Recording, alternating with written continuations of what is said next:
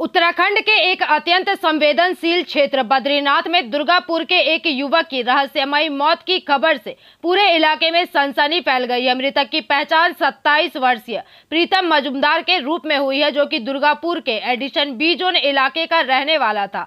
Police सूत्रों के अनुसार प्रीतम का शव बद्रीनाथ के कंचन नाला इलाके में एक देवदार के पेड़ से लटका हुआ बरामद किया गया। घटनास्थल से मृतक के पहचान पत्र और अन्य दस्तावेज भी बरामद किए गए हैं। बताया जा रहा है कि प्रीतम अपने चाचा के साथ रहता था। 4 मई को वह यह कहकर घर से निकला था कि वह कोलकाता जा रहा है और किसी नौकरी के सिलसिले में बातचीत करने वाला है। बता दें कि उसके चाचा से आखिरी बार 11 मई को उसकी बात हुई थी, जिसके बाद से उसका संपर्क नहीं हो सका। वहीं 13 मई को उत्तराखंड पुलिस ने सूचना दी कि बद्रीनाथ के कंचन नाला क्षेत्र में एक युवक का शव पेड़ से लटका हुआ मिला है, जिसकी पहचान प्रीतम मजूमदार के रूप में की गई है। इस खबर के फैलते ही दुर्गापुर में शोक और आक्रोश का माहौल छा गया।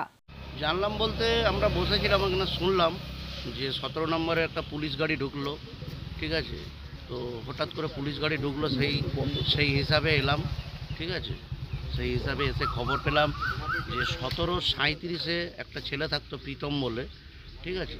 ছেলেটা আমাদের এখানকার না হলেও অন্য জায়গা থেকে এসছে, কোয়ার্টার কিনেছে বা ভাড়াতে, ঠিক আছে। এসে শুনলাম যে ও নাকি উত্তরাখণ্ডের ওইখানে কোনো গাছের ওখানে হ্যাঙ্গিং পাওয়া গেছে বডি।